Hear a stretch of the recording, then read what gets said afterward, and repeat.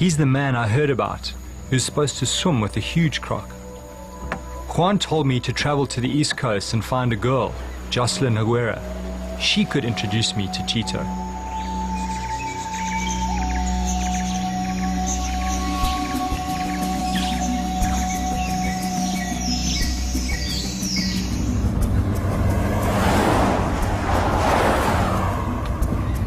I caught a taxi across the width of Costa Rica to the town of Siquirres, where I managed to track down Jocelyn Aguero. She'd been attacked by a crocodile and saved out of its jaws by Cheeto. Luego cuando yo ya sentí que yo no aguantaba más, entonces yo dije que sea la mano de Dios. Y después me sacó, Cheeto estaba ahí pescando. Y él me sacó, se dio un bombazo y seguramente al sentir que...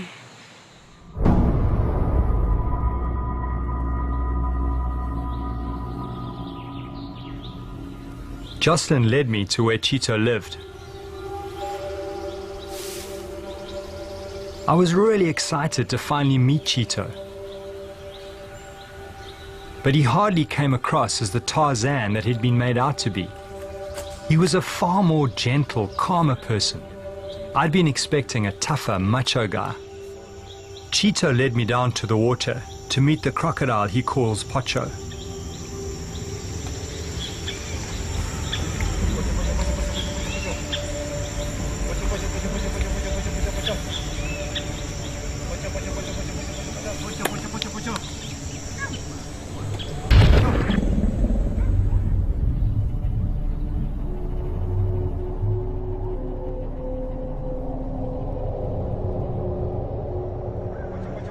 I felt a bit nervous, but I could immediately sense that Cheeto was not afraid.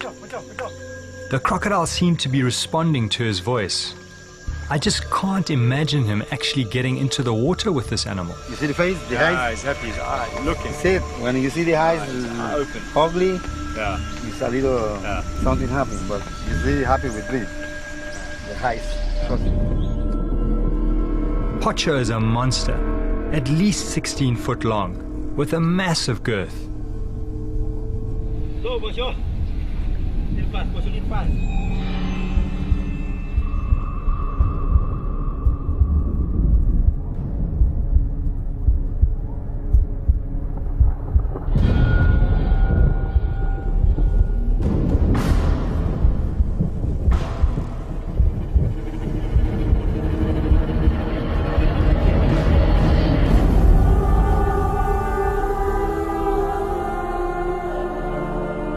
How had Cheeto penetrated the forbidden boundary and joined a giant crocodile in the water?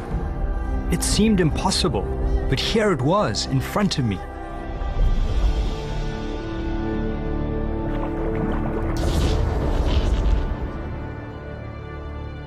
His life story is like something out of a fantasy book, not unlike Tarzan. It all started 23 years ago, when Cheeto found a crocodile that had been shot by a farmer for attacking his livestock. With incredible and almost inhuman patience, Cheeto nurtured this crocodile back to life, sometimes chewing fish in order to encourage the crocodile to eat. It took him 3 years to get the crocodile back to full health, and after that, because it grew so quickly, he named it Pocho, which means a big, strong, handsome guy. He claimed that during this period of care and recuperation, a really strong bond started to develop between the two of them, something which my research had told me was highly unlikely. I think he don't want to make me never hurt me, because we have 20 years together, and maybe we would have a problem in 3 years, 2 years, and now it's 20 years and nothing. As far as I know, no human has ever swum and touched a huge crocodile in the water and not been attacked. What Pocho is allowing has probably never been seen before in the history of the human-animal world. Yeah, meeting Cheeto is just like My strongest impression was it's like meeting a kind of modern-day shaman. He clearly has a very, very strong affinity with nature, and he spent a huge amount of time in nature as well. And that passion, that commitment is very, very evident.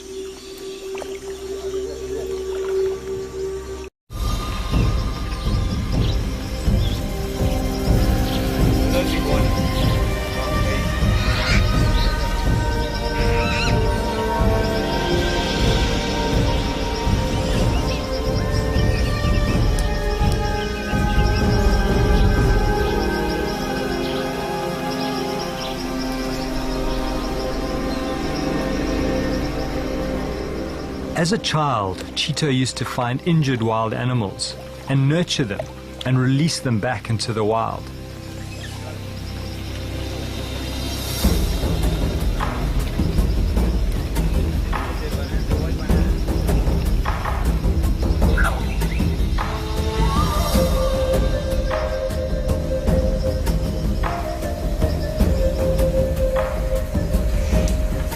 The more I spent time with Chito, the more I realized that he has this incredible sensitivity to animals and wilderness. Could it be that the sensitivity gives him the edge? Is it this that gives him the ability to interact with Pocho? I'm really hoping that I can tap into this and develop this understanding in myself, get a better understanding of this mystery.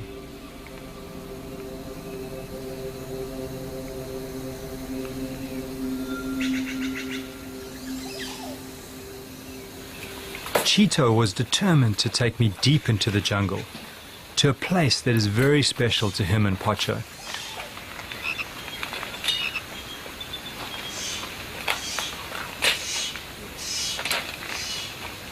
Okay, when Pocho come here, you see the same like a hole. The incredible thing is that once Pocho actually regained his bulk and he started recovering, word got out that Chito had this animal, and of course he didn't have a license for it, so the police came to try and take it away from him, and he brought it to this area. There's a beautiful little pond over there which is very hidden, and basically when the police did come, he would come and stay here and he'd live inside here, so he could be very close to Pocho, and then applied for papers, and then once he got the papers he then felt safe to take Pocho back. My first wife, she left me because I spent so many hours here, so many days with Poncho, so she thinks I'm crazy. How I want to be so many days with animals, and that skinny animal. What the hell are you doing with that skinny animal, she say. And I'm here to save Pocho, because somebody want to take Pocho, so I have to bring him here and spend my time here. So my first wife don't like it. She say I'm crazy, so she go. There was a lot of bats, and this was like my. Chito lived in this tree for weeks on end, putting up with the bats and the mosquitoes. And this is where he really lived up to his nickname of Tarzan Chito. My gun. My machete only. I like my wife and I love her, but I can't get. I think I can't get another Poncho. But I can get another wife, but I can't get another Poncho, because it's one in a million, and that was like a God give me a bless with Pocho. Now Chito is happily married to his second wife, and they have a young daughter called Shakira. No, nunca, porque Pocho es como un hijo para nosotros y uno nunca se sentiría celoso de un hijo hacia un padre. Son cariños diferentes.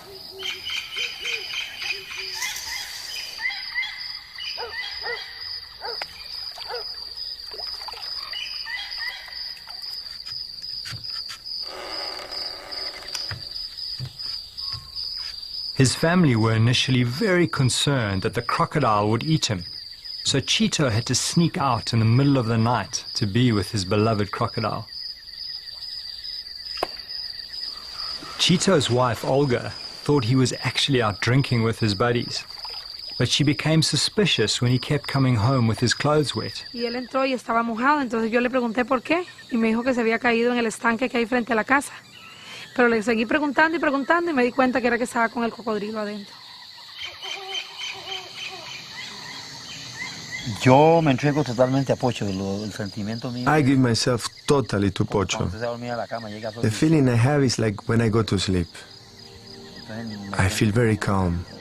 ese amor que llega When the night comes, Pocho. I feel at peace in the natural world with Pocho. Full moon is the height of our coming together. It's when crocodiles are most alert because all the other animals are very active. It's the hunting time. His worst time is when it thunders. He gets out of the water. I think he knows the lightning is dangerous.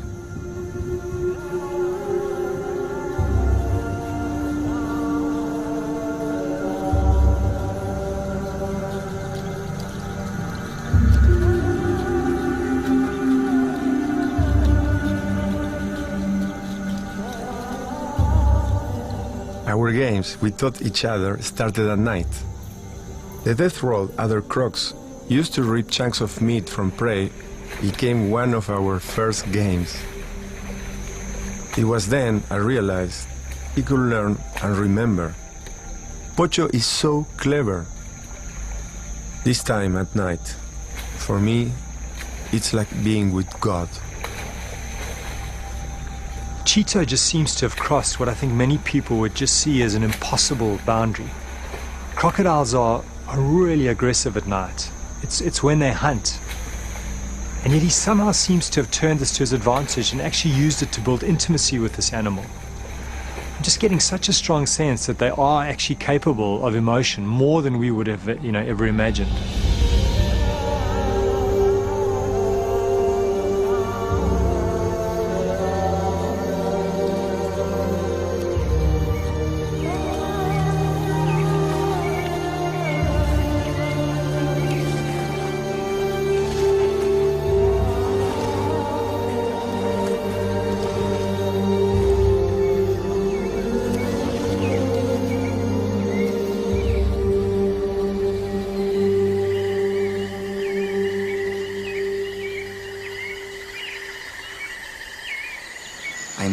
I feel like an animal, so they feel me like a brother, like something.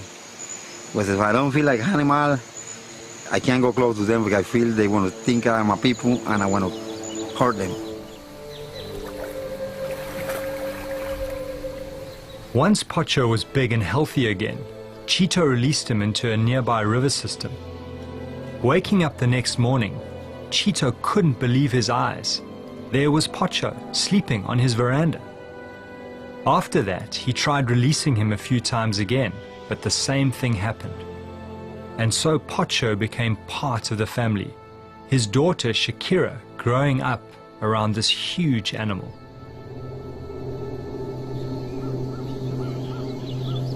A mí me gustaría ir a la laguna y jugar con Pocho, pero mis papás no me dejan. Go, Pocho. Little fast, Pocho, little fast.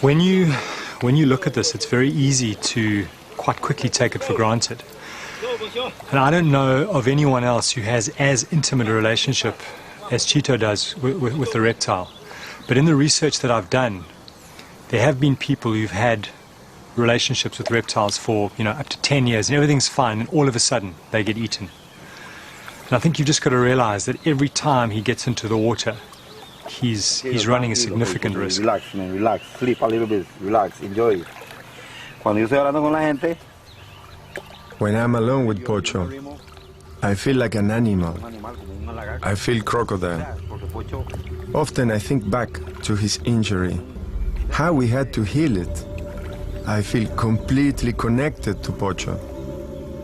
I am part of the nature of this animal. Every animal needs stimulation. I gave him food when he was dying, but he needed more. He needed my love. In the beginning, I wasn't sure of how close I could get. It took me a while to understand the signs he now gives me. I slowly started to touch him, and he never tried to bite me. Once he recovered his strength, I was expecting him to go back to the wild. He was free to go, but he decided to stay. That's when the trust grew stronger and I began to move closer to him. Sometimes he will go for me with his mouth open, but just before he bit me, he will stop and close his mouth. I tried to hold him when he began to swim, so that he will respect my strength. At first, I was scared when he got crazy and threw me off. Then I learned to read his moves. So much of his feelings is in his eyes. When Pocho is anxious, you can see a lot of blinking in his eyes. His eyes says plenty. When he's happy, his eyes are normal. I can tell this because I look at his eyes every day.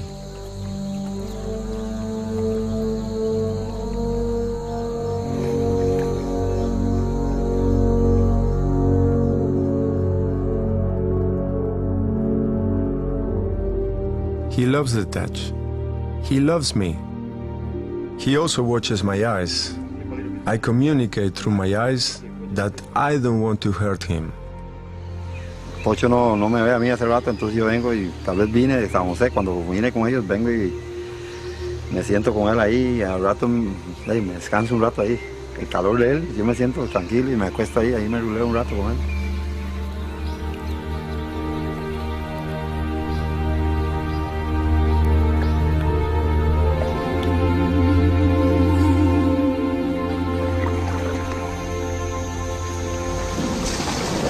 I think the one thing that you can't discount is that this animal was shot in the head, so it's not inconceivable that that has somehow modified its behavior. What could have happened is that because of the huge shock to the brain, it has been reprogrammed, and the deep nurturing that Cheeto has shown has somehow modified the usual crocodile behavior. At my lightest touch, he now responds. If I try to force him in any way, he just uses his strength. He pushes me out of the way. This touching language took 3 years to develop. There is another form of communication. You see, crocs can feel a struggling animal from hundreds of meters away. I use the vibration I make with my hands in the water to communicate with him.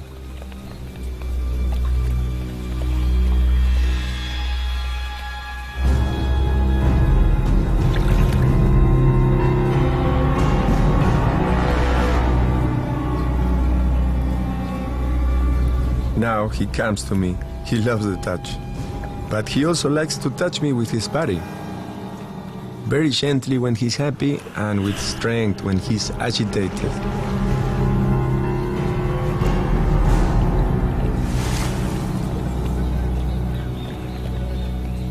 We have this routine of movements we have created over the years, like two dancers. We are in a dance.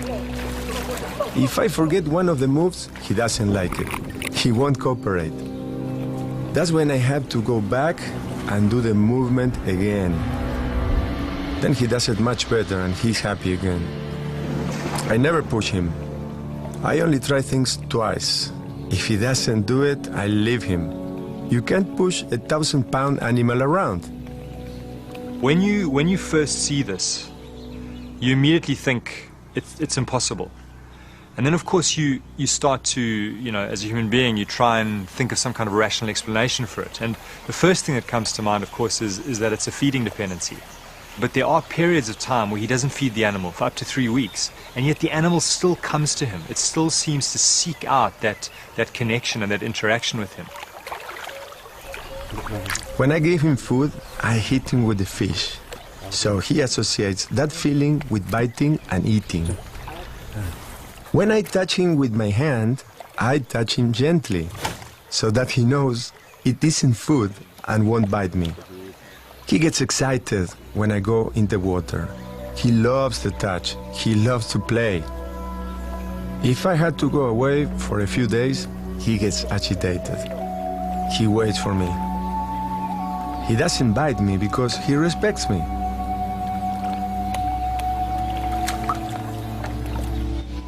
I've been completely seduced by what I think is the true nature of this relationship, but I was about to experience a completely different side to the story.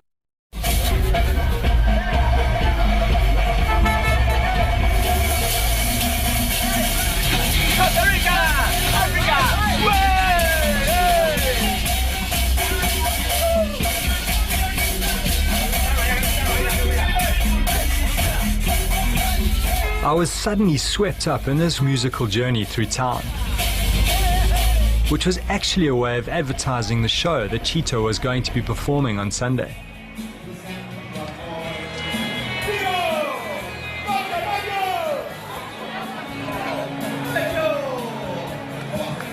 The day I feel afraid, no more show.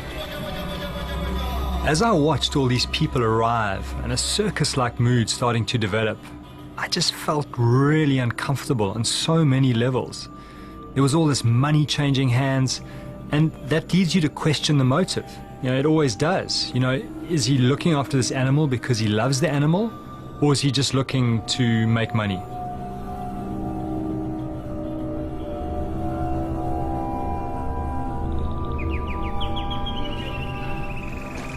What I'm seeing today is just very much, it's like very commercial and it's almost a bit disappointing.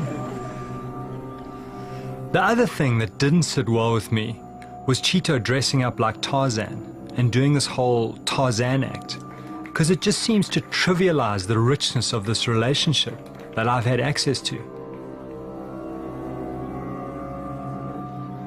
Watching the crowd, it's very clear that they are fascinated by what's going on. What's interesting is their way of making sense of it is simply to write Cheetah off as completely crazy.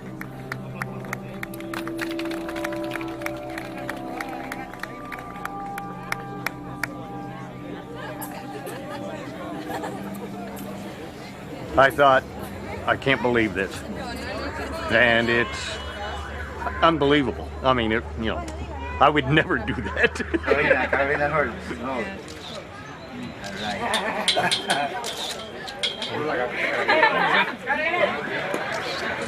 ¿Qué carajo más carga? No, yo.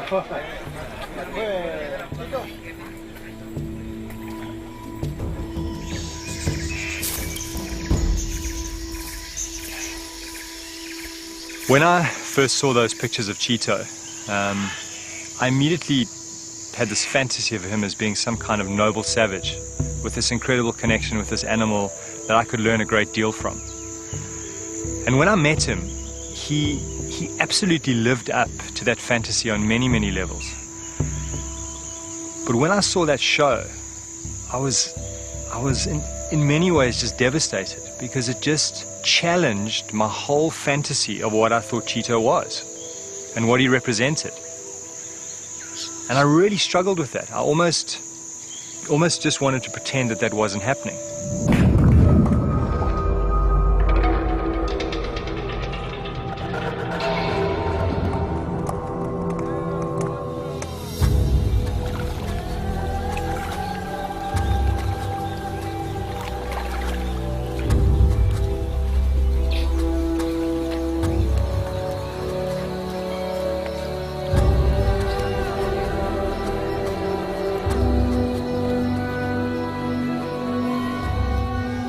And now I'm starting to wonder if Pocho would relate to all people like he does to Cheetah. And there's only one way to find out. Cheetah, are you sure that I can get in and start to get close? Yes, we worked a little bit this morning, and the crocodile kind of feel you already. Okay. So don't afraid. Okay. Trust me, okay? I'm trust the crocodile. Okay. When I say, you stop a little bit. But don't run away. Yeah. Because if you run away, the guy will think you're afraid and he want to follow you. Okay. So you feel, strong, and looking face every time. Okay. And a very nice smile.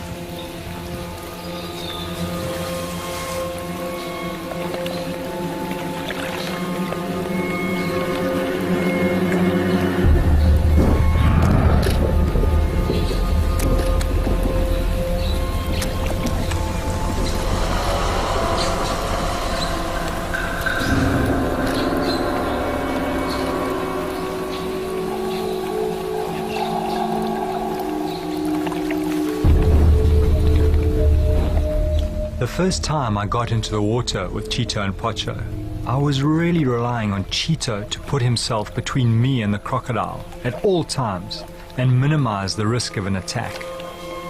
The only other person that got into the water with them had his ribs broken when the animal just lashed out with its tail.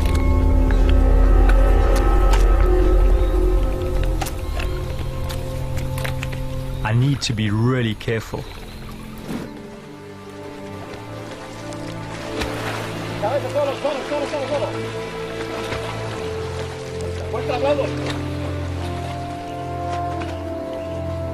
I'm starting to get a richer picture of the language of the crocodile. When they move their eyes rapidly and they arch their backs, it generally means they're feeling very aggressive or threatened. They're also incredibly sensitive to any form of sound or vibration, and they can pick that up over very large distances. So I need to be very conscious of what I'm doing when I'm in the water. Cheetah also seems to think that they're incredibly sensitive to smell, and they build up associations with various things in the environment through smell, through pheromones. But it got quite hairy at times where I could sense that crocodile wanting to come in, and I just had to trust his ability to kind of read and manage the situation. Well, I think everything in the natural life move and have something they can understand. But you have to have the direct communication, the chemic. So you want to have it, and you do it with heart, you feel it. If you don't do something good, you don't want to have nothing. So, Pocho, no, tranquilo, Pocho, Pocho. Wow.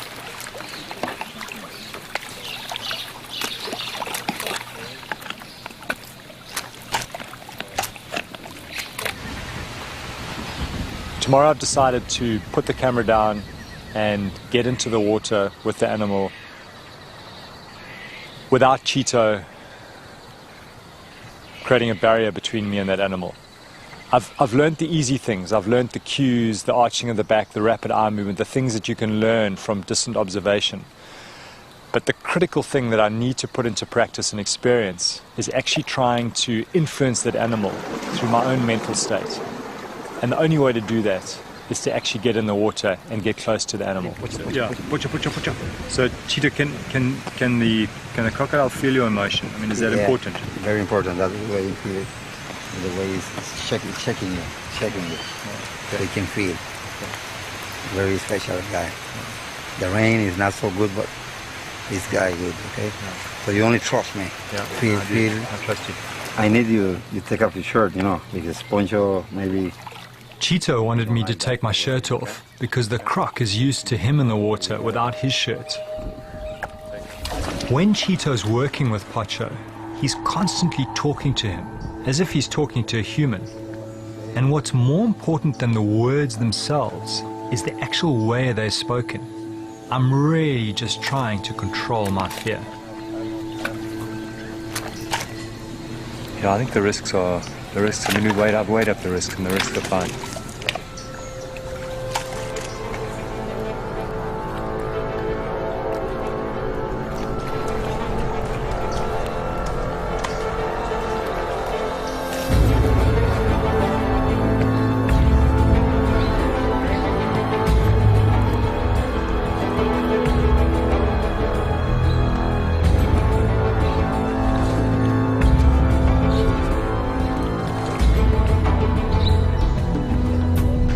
As I approached the crocodile and held its tail from behind, he immediately reacted and swam off and started to display very aggressive behavior. He was clearly not happy with my presence in the water. His arched tail in crocodile language indicated he was agitated. And this is interesting because it's clearly the relationship is between the crocodile and Cheeto. That's where the trust lies. So that's the basis of this entire relationship. I'd been rejected by this crocodile and I was leaving the next day. I just wanted one more chance to see if I could create some kind of connection. Before I met Cheeto, I would never have considered engaging a 16-foot male crocodile on the surface.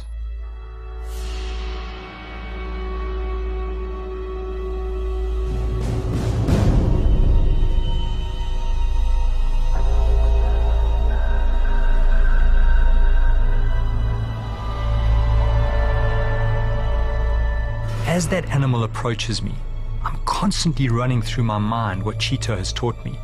The most critical thing is to just be extremely confident, because without doubt, these animals can pick up if you're scared.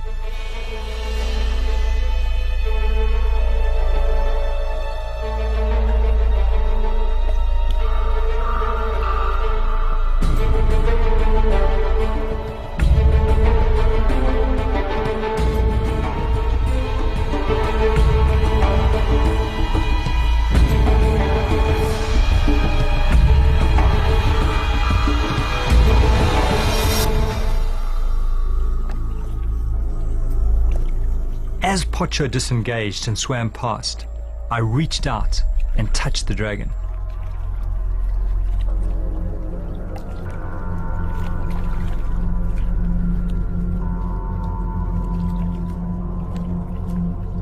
Pocho seemed calm, not reacting to the touch. But then as he came round to circle me again, something changed. He hissed, and I felt really threatened.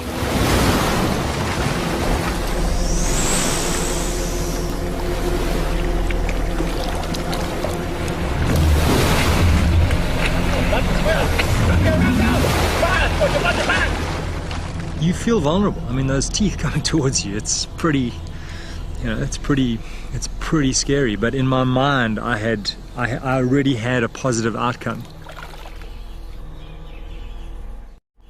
Estresado, entonces puse la mano en la cola y me hizo un toque en la cola ahí como que, y ahí iba. Y al primer tiro sí que iba a explorar, pero el segundo tiro tal vez iba como no a comérselo, pero como decirle que fuera de aquí. O sea, no sé, algo así como que él defendiendo su territorio. Pero ya el segundo tiro sí venía, o sea, no lo vi que venía, desde que venía allá ya venía como muy más loco, ¿entiendes? Explíquele eso. It's very clear to me that Cheetah and Pocho have a lifelong bond, and for me to form any kind of connection with this animal would take years of hard work. Being in the water with this animal made me realize just how reliant Pocho is on Cheetah. And the problem is that Pocho could easily live to be over 100 years old. So what would happen to the crocodile when Cheetah dies?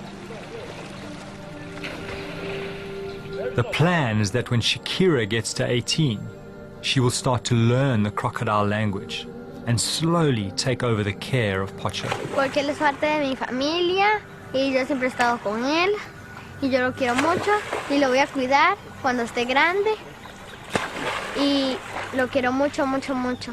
Por mucho tiempo lo voy a cuidar mucho, mucho.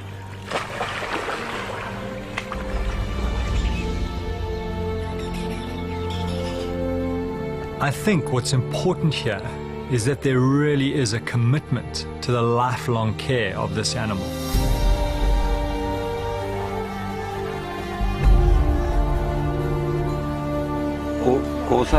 Cosas que ha hecho, que yo comparto mucho con él. I have shared a great deal with Pocho when we are alone. Que él ha hecho hacia mí. Things that he has done to me, nobody has seen them. If I have a problem or a difficult situation, I come to him. I speak to him. I feel that he understands me and he answers me back, like saying, "Be patient. There is a God that knows things, and everything will be all right."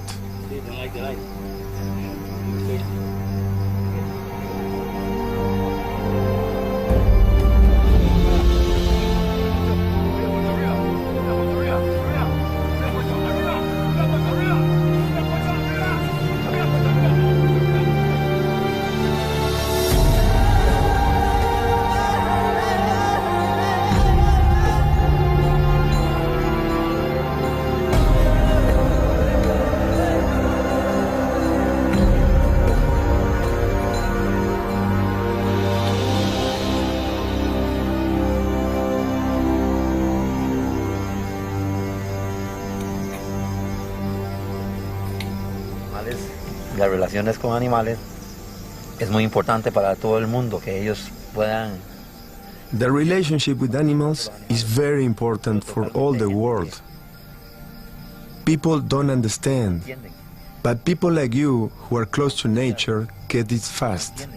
Other people think I'm crazy, and this is why it's so important for you to be here, because that way you can tell the world about my relationship and what it means for me as a human to have this friendship with Pocho.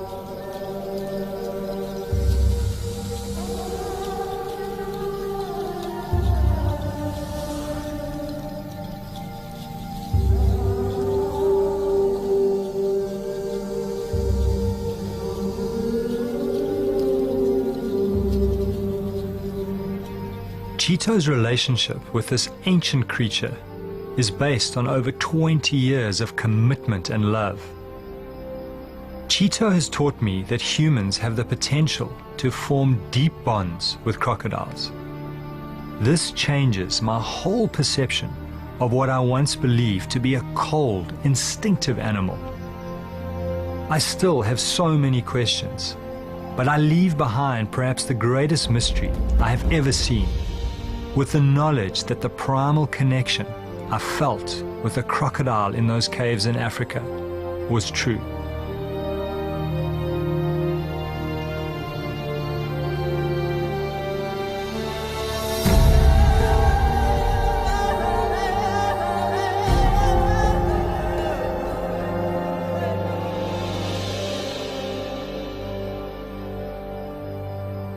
And that's where I thought the story ended.